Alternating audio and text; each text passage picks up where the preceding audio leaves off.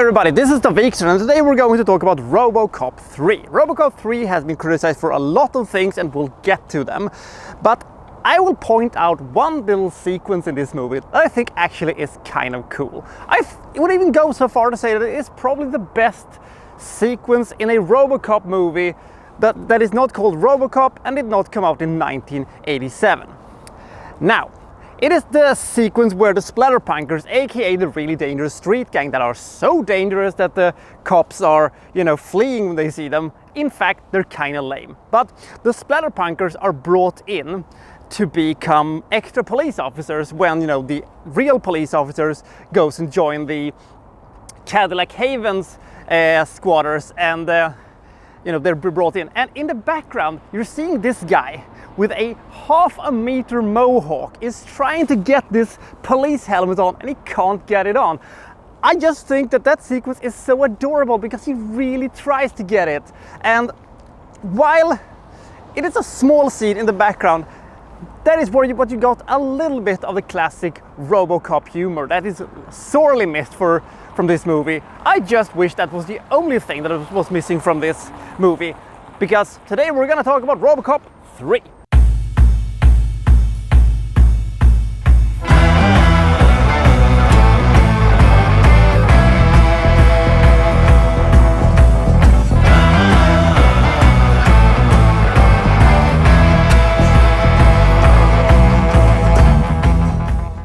So OCP has been bought by some Japanese conglomerate led by legendary Japanese actor Mako, who deserved better.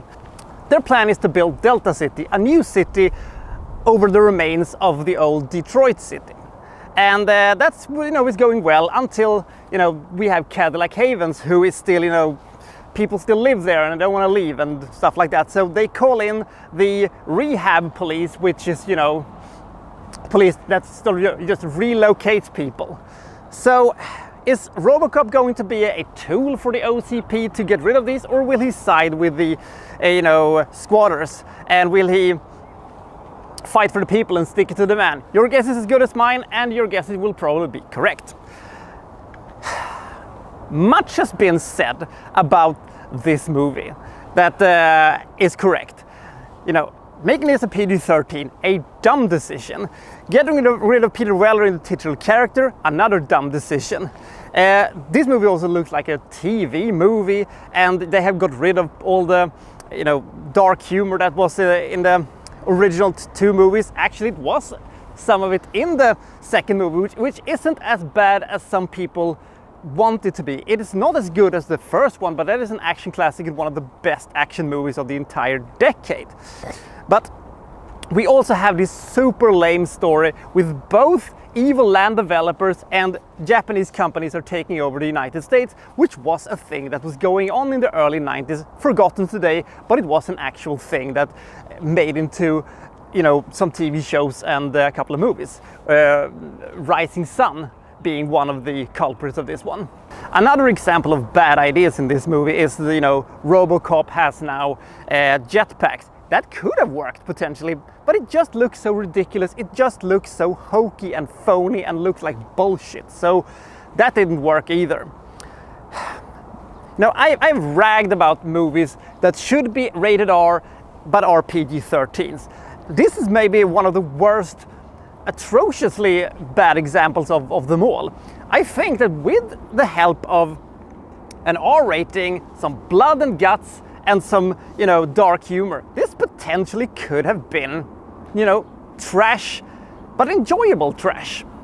Instead, this is just a lame TV movie. That's what it feels like, despite having virtually the same budget as the last ones. And also, we're gonna have to talk about the villains in this one.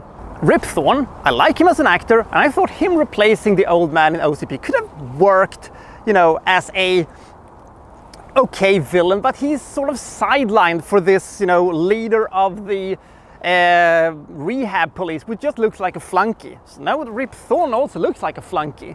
And because they have to make room for the cyborg ninja, which sounds like the coolest thing ever, who they're sending from Japan, who is going to take care of Robocop. That looked to be like an awesome showdown until you realize, wait, this is a PG-13 movie, so it's not going to work. fuck you movie. And also, I like the idea at start as this was going to be a speed versus strength battle. And usually when you have a speed versus strength battle in this case, you're having the lumbering baddie versus your fast underdog. It didn't happen in this one. It was just ugh. There's a lot of crap in this movie, but there are actually, the occasional action sequence that actually works. And there are moments in this movie that kind of works also, especially when the police joins the squatters. I always liked the captain at the police station. I always liked his character. He had some personality to him, he had some oomph to him. But the guy who plays Robocop in this one, he's really not have any personality whatsoever. And the fact that they could replace his arm, so they could replace it with other stuff so they could sell more toys, I guess, was just ugh. And I will say that this movie is sort of entertaining in bits. There are moments in this movie that kind of works, but in the grand scheme of things, this is just like so much other stuff that happened in 1993, for some reason being one of the worst movie years of all times. Nothing worked, especially sequels to long-running franchises. For some reason, was it released in 1993? Automatically means it sucked.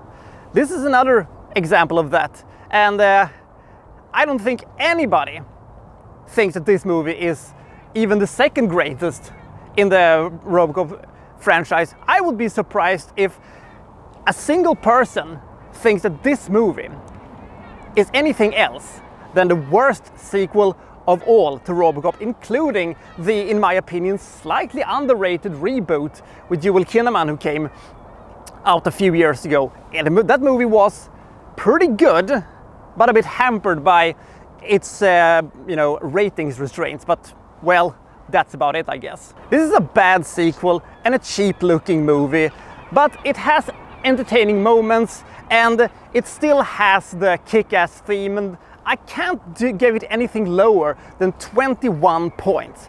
Robocop 3 is a lame movie, but it has entertaining bits, and I think it has moments that sort of works.